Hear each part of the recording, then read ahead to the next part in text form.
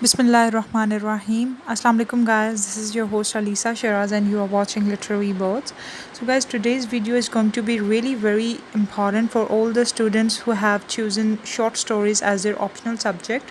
Inshallah, I'll point out all the important short stories according to your Punjab University syllabus or past year papers.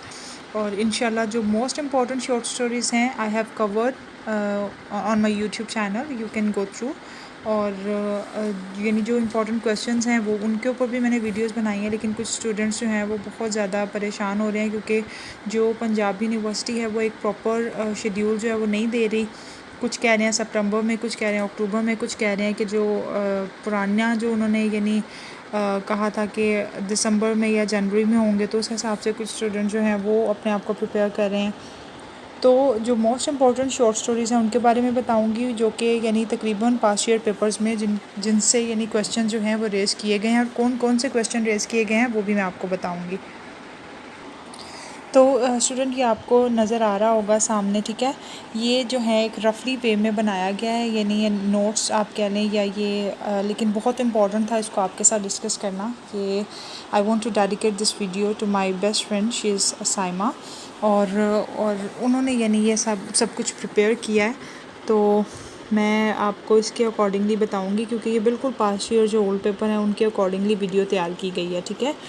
सबसे most important जो है a clean well lighted place, ठीक है। इससे आपको यानी पिछले सालों में मैं आपको यहाँ से दिखाती हूँ। सबसे पहले ये देखें, ये जो आपको इस टाइम स्क्रीन पे नज़र आ रहा है, ठीक है। इसमें a clean well lighted place जो है उसमें 10 टाइम्स जो है यूनिवर्सिटी ने क्वेश्चन रेज़ किए हैं, और यानी जो कि एनुअल एग्ज़ाम्स थे या सप्लीमेंट्री एग्ज़ाम्स थे उसके यानी सब सारे जितने भी हैं पास्ट ईयर ओल्ड पेपर को मिलाकर 10 टाइम्स जो है यानी पिछले 10 सालों में ये जो क्वेश्चन है a clean well lighted place की बहुत दफ़ा जो है इसमें से क्वेश्चन रेज़ किया गया है। फिर यानी उससे दूसरे नंबर पे आती है सिविल पीस। देन देखिए आपको इसलिए मैंने ये आपके साथ ये आप स्क्रीनशॉट लेकर तो इसको सेव कर लो, ठीक है, और अपनी बुक पे एज़ इट इज़ इसी तरह पॉइंट आउट कर लो ताकि आपको पता हो एग्ज़ाम वाले दिन कि कौन कौन सी शॉर्ट स्टोरीज़ जो हैं वो आपको पढ़नी है, जिनके बारे में यानी जो बहुत मोस्ट इंपॉर्टेंट है, जिनमें से लाजमी क्वेश्चन आ सकते हैं। 4-5 तो ऐसी हैं जिसमें से 3 तो लाजमी आएंगी आपके एग्ज़ाम्स में, ठीक है, जो ये मैं आपको बता रही हूँ जो मोस्ट इंपॉर्टेंट है। और एंड पे जो ट्रांसलेशन दी गई है उर्दू ट्रांसलेशन में जितनी भी शॉर्ट स्टोरीज़ हैं उन सबको एक दफ़ा पढ़ लें, ठीक है। उनको एक दफ़ा पढ़ने से कम अगर कंपेयर एंड कंट्रास्ट का क्वेश्चन आ जाता है तो you will be able to write according to the question by your own, क्योंकि आप लोगों की क्रिएटिव राइटिंग इतनी इम्प्रूव हो जाती है मास्टर्स करते करते कि आपको बहुत अच्छे से लिखना आ जाता है। तो अगर आपने उर्दू में पढ़ी होगी तो आप उसके फटाफट थीम भी लिख लोगे, और सिम्बलिज़म के अकॉर्डिंगली भी क्वेश्चन अगर आएगा तो वो भी आप फटाफट अडॉप्ट कर सकते हो। और ठीक है, ये मैंने आपको पेज दिखाया, आप इसका स्क्रीनशॉट ले लें और फिर बाद में आराम से आप अपनी जो बुक के अंदर इसको पॉइंट आउट कर सकते हो। नीचे आप देखो कंपेयर एंड कंट्रास्ट का भी उसने एक बॉक्स सा बनाया है जिसमें 18+19 यानी जो 18 है शॉर्ट स्टोरी और जो 19 है, इसी तरह जिन जिन बच्चों के पास होंगे 5 ईयर ओल्ड पेपर या 10 ईयर ओल्ड पेपर और they will identify it easily. तो अब दोबारा से मैं अब आपको यहाँ से दिखाती हूँ कि कौन कौन से जो क्वेश्चन हैं इन शॉर्ट स्टोरीज़ के, जो ये मोस्ट इम्पॉर्टेंट शॉर्ट स्टोरी हैं, तकरीबन 8 जो इसने यहाँ मेंशन किए जिसमें से बार बार क्वेश्चंस आए हैं, ठीक है। तो यहाँ से हम देखते हैं कि सबसे पहली है a clean well lighted place. इसमें आया है क्रिटिकल एनालिसिस, ठीक है, क्रिटिकल समरी आप कह लो, क्रिटिकल एनालिसिस कह लो या क्रिटिकल एप्रिसिएशन कह लो, ये सारे एक ही कैटेगरी में आएंगे। फिर दूसरा आया है कमेंट्री, यानी इसके ऊपर आपकी अपनी राय भी पूछी जाएगी, क्योंकि ये जो थी short story a clean well lighted place, ये इसमें 3 तरह की 3 जनरेशन्स पे बात की गई थी। यानी वो जो इतने यानी मेच्योर नहीं होते, टीनेजर होते हैं और जो अपनी ही ज़िंदगी में मस्त होते हैं। फिर दूसरा मिडिल एज, जब इंसान को पता लग जाता है कि वो उसके अंदर एक मेच्योरिटी आ जाती है। और फिर एक बिल्कुल बुढ़ापे की उम्र जिसमें इंसान को अपनी ज़िंदगी पे से भरोसा उठ जाता है, ठीक है। उसके बारे में आप इंतहा का लिख सकते हो, जितना भी आपको यानी आपने अपने इर्द गिर्द जो लोगों के साथ रवैये देखे हैं दूसरे लोगों के, या बूढ़ों के साथ जो हैं बच्चों के रवैये देखें, हर मैं यानी उसको उस पूरी सिचुएशन को अपने अल्फाज में कैद नहीं कर सकती। आप बिल्कुल इंडिपेंडेंटली उसके ऊपर ढेर सारा लिख सकते हो, ठीक हो गया। फिर आ जाते हैं element that made classical story. इसमें कौन कौन से एलिमेंट डाले गए जो उसको क्लासिकल स्टोरी बनाते हैं। ये एक ना क्लासिकल वे में ही ये जो शॉर्ट स्टोरी है पूरी लिखी गई है। यानी आप इंडियन को यानी जो भी कुछ मूवीज़ होती हैं, जो क्लासिकल मूवीज़ होती हैं, वो बहुत मुश्किल से समझ आती हैं, ठीक है। उनका कोई सर पाँव नहीं होता। तो आपको उनको समझने के लिए जो क्लासिकल जो चीज़ें होती हैं ना, जिनको क्लासिकल पॉइंट ऑफ व्यू में लिखा जाता है, उनका ज़्यादातर इन्हिसार होता है आपकी अपनी सोच पे कि आप अपनी राय क्या उसके साथ बिल्टअप करते हो, ठीक है। इनमें से जो भी क्वेश्चंस अगर बहुत ज़्यादा आपको चाहिए, जो आपको बिल्कुल समझ नहीं आ रहे, तो you can write me, you can text me, और you can comment in the comment section below. तो without any reluctant, without feeling any hesitation, you can write over there. Inshallah, I'll try definitely to make a video on that specific question or answer. तो आगे हम लोग देखते हैं कि आ जाता है main theme, keep view of text, यानी थीम्स जो है उसके बारे में। फिर critical account of narrative technique जो है, आप देखिए कि अर्नेस्ट हेमिंगवे के बारे में, यानी उनकी जो नैरेटिव टेक्निक है, आपको सिर्फ इसी के अकॉर्डिंगली नहीं चलना, सिर्फ शॉर्ट स्टोरी के अकॉर्डिंगली नहीं चलना। आपको देखना है कि उनके जो बाकी यानी प्रोमिनेंट जो काम हैं, जो उनके बहुत ज़्यादा मशहूर हुए हैं हेमिंगवे के, तो आप उस हिसाब से भी ये जो ये the old man and the sea भी तो उन्हीं का ही था ना। तो आप लोग अपनी भी बहुत ज़्यादा जो है नैरेटिव टेक्निक जो आप लोगों ने उनकी देखी है, आप उसके अकॉर्डिंगली लिख सकते हो। Critical evaluate the concept of नडा। नडा का जो है एक क्वेश्चन बहुत, यानी एक अलहदा से इसका क्वेश्चन है, आप गूगल पे भी सर्च करो, आपको वहाँ से भी बहुत अच्छा मिल जाएगा। लेकिन अगर फिर भी चाहते हो आप लोग कि मैं उसको प्रिपेयर करवाऊँ आप लोगों को, तो मुझे आप बता सकते हो, ठीक है। और हेमिंगवे स्टाइल एंड लैंग्वेज, ये वही जो है मॉडिफाई करके क्वेश्चंस आपको दिए जाते हैं। अगर आपने हेमिंगवे को पढ़ा है, अगर आपने उसकी नैरेटिव टेक्निक पढ़ी है, तो आपको ऑब्वियसली उसके बारे में काफ़ी कुछ लिखना आ जाएगा, ठीक है। और फिर इन्फ्लुएंस उसका लॉस्ट जनरेशन का, आपको पता है कि लॉस्ट जनरेशन जब वर्ल्ड वॉर 1 और 2 के बाद जो थे, यानी एग्जिस्टेंशलिज्म और एथिस जो थे वो बहुत ज़्यादा, यानी एग्जिस्टेंशलिज्म का जो था वो बहुत ज़्यादा रुझान आ गया था। लोग जो थे वो पेसिमिस्ट हो गए थे, और वो कुछ यानी वो ये इस चीज़ की खोज में लग गए थे कि हमारा जो है क्या ताल्लुक़ है, यानी हमारा मकसद क्या है। और वो जो सारी जो लोगों में एक परेशानी जो थी उन्होंने वो फेस की थी, ये लॉस्ट जनरेशन के अकॉर्डिंगली मैं करवा चुकी हूँ, मुझे याद आ रहा है। तो इसी जो यानी a clean well lighted place का तो मैंने मेरे ख्याल से लाइन टू लाइन टेक्स्ट भी करवाया आपको पूरी, क्योंकि ये एक शॉर्ट स्टोरी थी, काफ़ी शॉर्ट थी, तो मैंने इसको थॉरोली डिस्कस कर दिया ताकि आप लोगों के पॉइंट्स क्लियर हो जाएं।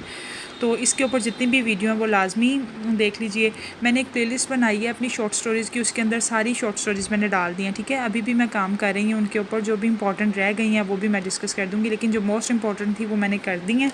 और माई सन द फनेटिक, ये भी मैं इंशाल्लाह कर दूँगी। और एक और शॉर्ट स्टोरी है, और मम्मी अवेक्स, वो भी इंशाल्लाह मैं जल्दी अपलोड कर दूँगी।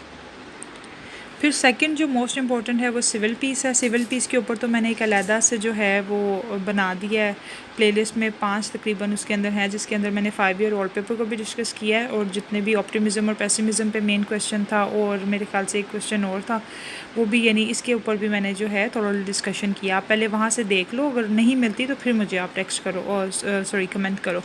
आगे है जी मेन फोकस ऑफ, ये क्या उन्होंने लिखा हुआ है, writer, main focus of writer themes हैं इसके अंदर।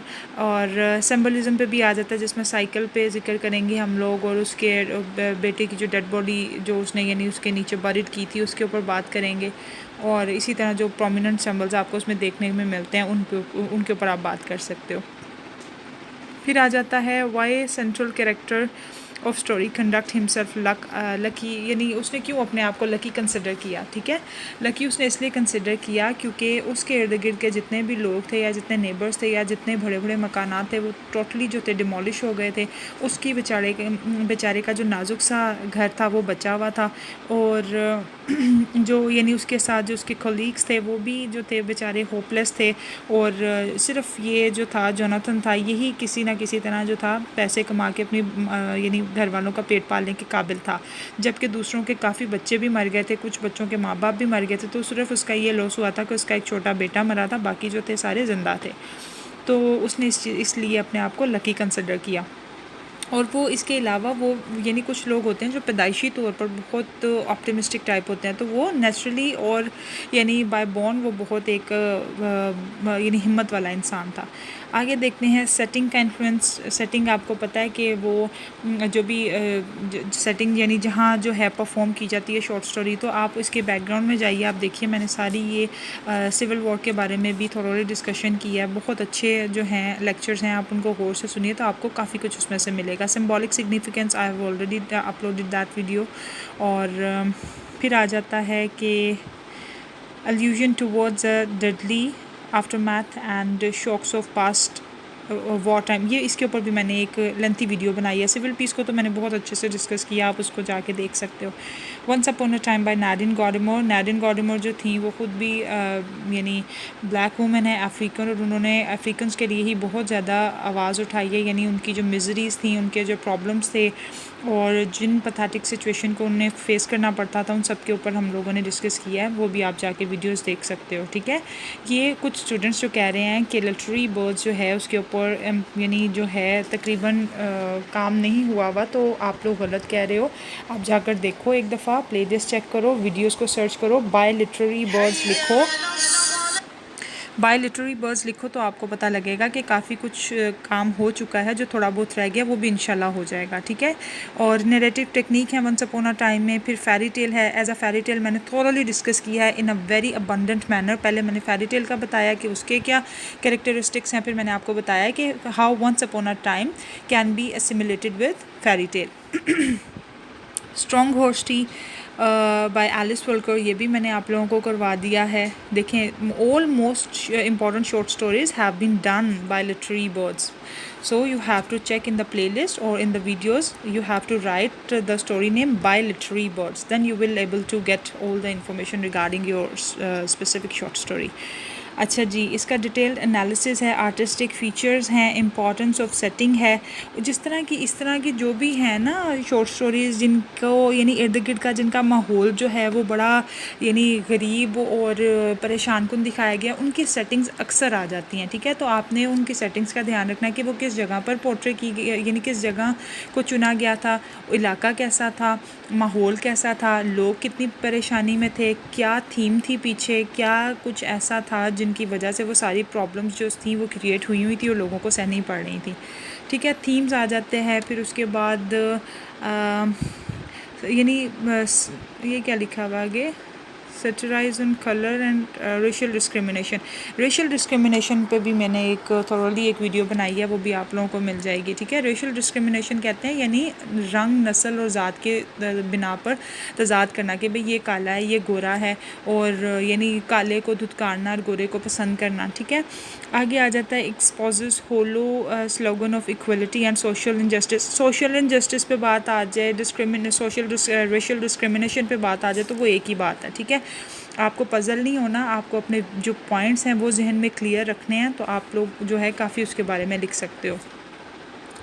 अच्छा जी, आगे आ जाता है the man of crowd. The man of crowd जो है बाय एडगर एलन पो, ये भी बहुत इंपॉर्टेंट शॉर्ट स्टोरी है। ये भी एक क्लासिकल वे में लिखी गई है। इसमें आपको गॉथिक, हॉरर और जो डिटेक्टिव अप्रोच मिलेगी। जो एडगर एलन पो का जो स्टाइल था ना, वो जो था यानी उनको ज़्यादातर डिटेक्टिव अप्रोच के लिए बहुत ज़्यादा कंसिडर किया जाता है, उनको बहुत ज़्यादा एडमायर किया जाता है, क्योंकि ये उन्होंने ही इस चीज़ को जो था सबसे पहले यानी आप कह लो कॉइन किया था, या उन्होंने यानी इस चीज़ जो डिफरेंट तरीके से वो लेकर आए थे इस चीज़ को सामने। तो उनका डिटेक्टिव अप्रोच, उनका नैरेटिव टेक्निक जो है उसके ऊपर भी मैंने अलग से वीडियो बनाई है, वो भी आप देख सकते हो।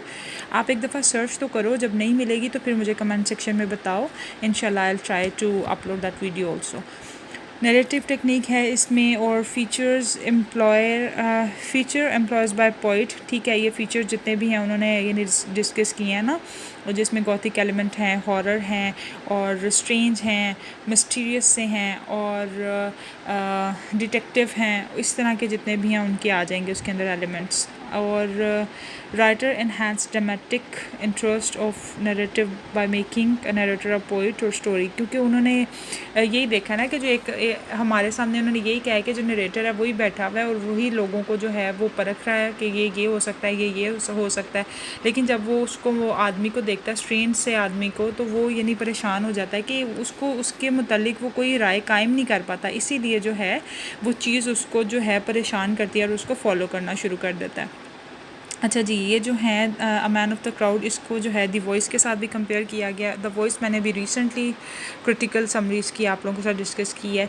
Compare with the night watchman, ठीक है। ये कंपेयर एंड कंट्रास्ट इसलिए मैं आपको कह रही थी कि जो इस तरह की शॉर्ट स्टोरीज़ हैं उन्हें एक दफ़ा आप लाजमी पढ़ लो, लेकिन I will try to make video on that also. The night watchman 3 जो वीडियोज़ हैं इंशाल्लाह और बनाऊँगी, जिसमें my son the fanatic, mummy awakes और ये नाइट वॉचमैन, ये जितनी भी इंशाल्लाह कोशिश करूँगी कि सारी तकरीबन अपलोड कर दूँ। Poet analysis, human motivation and behaviour, ठीक है। ये आप जब स्टोरी पढ़ोगे ना मैन ऑफ द क्राउड, तो आप इजीली इन सब चीज़ों के बारे में बात कर सकते हो। Poet analysis, human motivation and behaviour, क्योंकि इंसान का जो है बर्ताव कैसा होना चाहिए, वो जो है देखो आपको जो ओल्ड मैन है वो आपको उसको यानी नरेटर को अलाउ नहीं करता कि वो उसकी अपनी पर्सनालिटी के बारे में एक भी चीज़ जो है वो लीक करे या उसको बताए कि वो है क्या असल में। ये क्योंकि उनका स्टाइल जो था ना, डिटेक्टिव स्टाइल था उनका, एडगर एलन पो का, मैंने आपको बताया था कि वो किसी मैगज़ीन में लिखते थे, इसीलिए उनको पैसे की खातिर लिखना पड़ता था और उनको ये कहा जाता था कि आपने इसी तरह की गॉथिक और डिटेक्टिव और हॉरर स्टोरीज़ लिखनी है, क्योंकि उनका इस तरह का काम पसंद किया जा रहा था। तो उन्होंने ये यानी मजबूरन और यानी फ़ोर्स किए जाने पे उन्होंने ये स्टोरीज़ लिखी, जिनका यानी जिनका ना कोई सर होता था ना पाँव होता था, बस बीच में ही लटकी रहती थी स्टोरीज़, तो उनको पसंद किया जा रहा था। तो इसी तरह ये उनका सिग्नेचर यानी वर्क बन गया। ठीक है जी, आगे हम देखते हैं symbolic significance of title a man of crowd. इसके बारे में आप अपने लिहाज से बहुत सारे डिस्कशन कर सकते हो कि यानी उसका असल में यही मतलब था ना कि वो जो था वो क्राउड में रहना पसंद करता था। जो ही वो अकेला होता था तो वो फटाफट जो था तेज़ चलना शुरू कर देता था।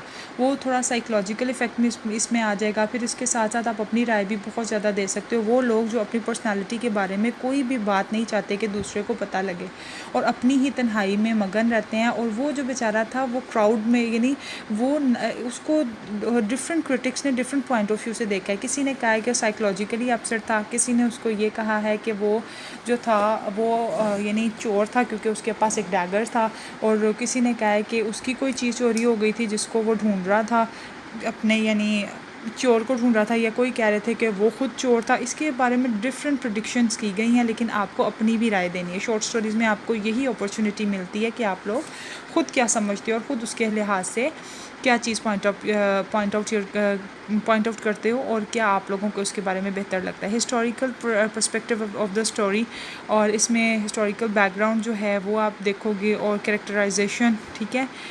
ये सिग्निफिकेंस ऑफ टाइटल ये मैंने भी आपको बता दिया। प्रॉपर्टी ऑफ वुमन बाय सारा सोलेरी, ठीक है। ये जो है थोड़ी सी इसमें जो है ना इसके क्वेश्चंस गूगल पे भी बहुत मुश्किल से मिलते हैं, तो क्योंकि जो हैं ये पाकिस्तानी राइटर हैं तो इनका जो है काफ़ी कम जो है आपको इन्फॉर्मेशन मिलेगी, लेकिन इसके बारे में भी मैंने शेयर की हैं कुछ चीज़ें। एक छोटी सी मेरे पास इन्फॉर्मेशन इसके बारे में है, लेकिन वो बहुत काम किया, उसके ऊपर मैं छोटी सी एक वीडियो बना दूँगी 5 से 6 मिनट की, वो भी आप देख लीजिएगा, ठीक है। कुछ एक पैराग्राफ सा है, लेकिन वो पैराग्राफ बहुत ज़्यादा इन्फॉर्मेटिव है। तो कंपेयर विद द सन, और यानी और फिर आ जाता है पोइट गिव्स, ये क्या लिखा हुआ है, pictorial essence of art of fiction, ठीक हो गया। उन्होंने यानी जो फिक्शनल जो बातें की हैं उसके अंदर वो, फिर ऑटोबायोग्राफिकल जो है उसके बारे में, फेमिनिज़म के बारे में आ जाएगा।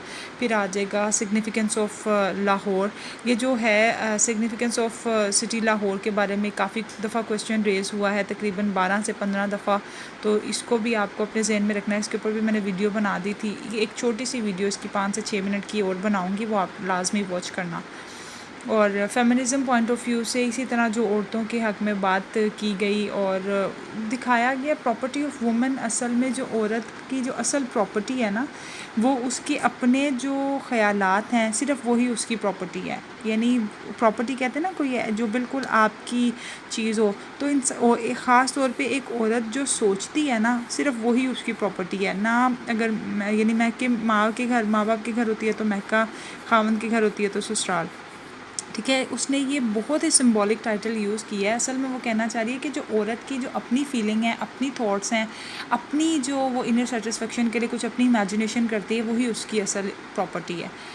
ठीक हो गया। और फिर a man who loves island, ये भी मैंने आप लोगों को करवा दिया, रिसेंटली मैंने इसे कवर किया है। ह्यूमन ये क्या है, पॉल्यूशन, ये मुझे नहीं पढ़ना आ रहा। एंड क्रिएटिव इमेजिनेशन, ठीक है। Creative imagination, poet, idealism, realism और क्रिटिकली इवैल्यूएट कैरेक्टराइजेशन और man women on restlessness most accurately mirrored.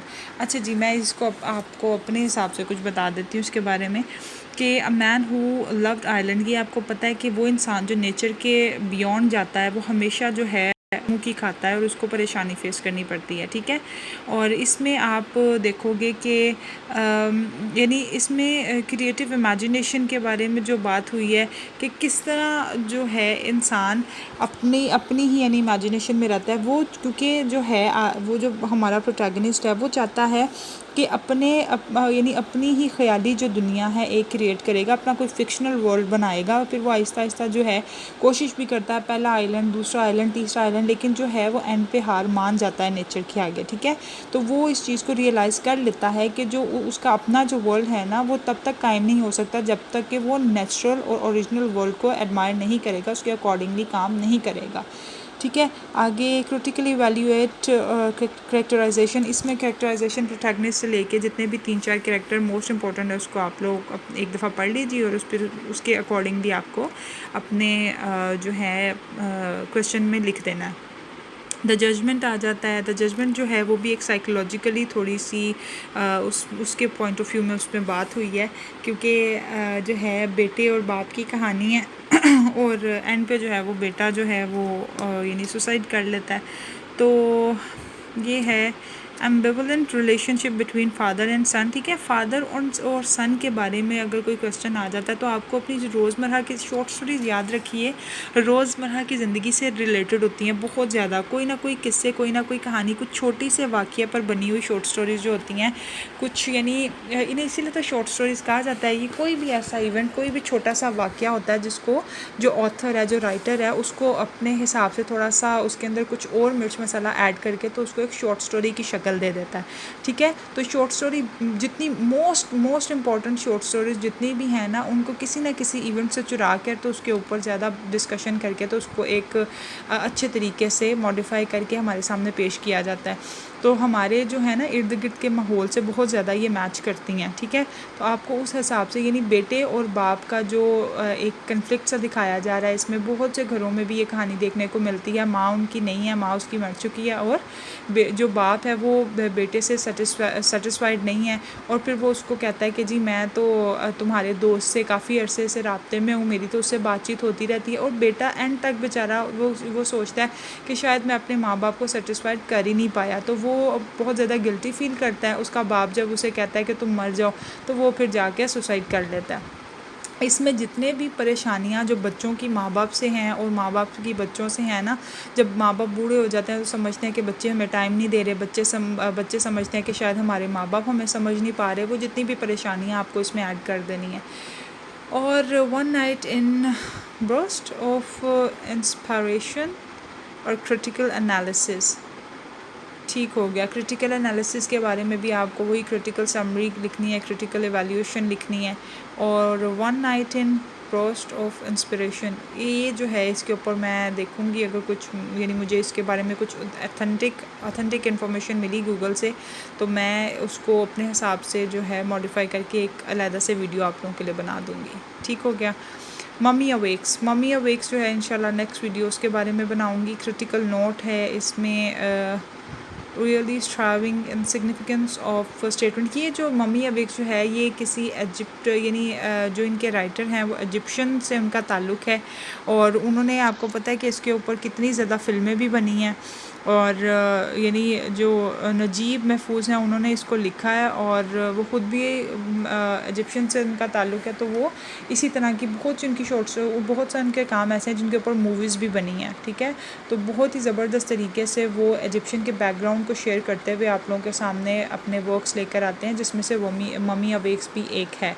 और अ कर्स अपॉन यू सलेंस, अच्छा मैं आपको बता देती हूँ कि जी इसके अंदर कर्स किया है उसने उन लोगों को जिन्होंने यानी अपनी बादशाहत का, या जब उनके ऊपर टाइम आया तो उन्होंने अपने हुक्म का और अपने यानी किस तरह अपनी जो अथॉरिटीज़ थी उनका गलत इस्तेमाल करते हुए गरीब लोगों के साथ बुरा सलूक किया, और उसी चीज़ का जो है उनको इंतकाम भरना पड़ेगा।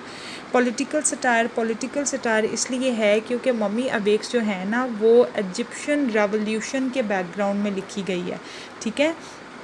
कैसे लिखी गई है, क्योंकि जो हमारे ये हैं नजीब महफूज़ हैं, इन्होंने वो चीज़ें अपने बचपन में सारी देखी थी, तो किस तरह के ब्रिटिश जो थे सोल्जर्स उनके औरतों और मर्दों को मार रहे थे गोलियां, तो वो उनके जहन में एक बड़ी एक दुखी सिचुएशन जो थी वो जहन से उनके निकलती नहीं थी, तो उन्होंने उस चीज़ का पॉलिटिकल सटायर भी किया कि किस तरह जो ब्रिटिश के जो क्रूल सोल्जर्स थे, जो ब्रूटल सोल्जर्स थे, उन्होंने कितना ज़्यादा यानी जुल्म और ज़्यादती की इजिप्शियन के लोगों पे। ठीक हो गया सिग्निफिकेंस ऑफ स्टेटमेंट। और फिर आगे आ जाता है to what purpose poet use setting and language.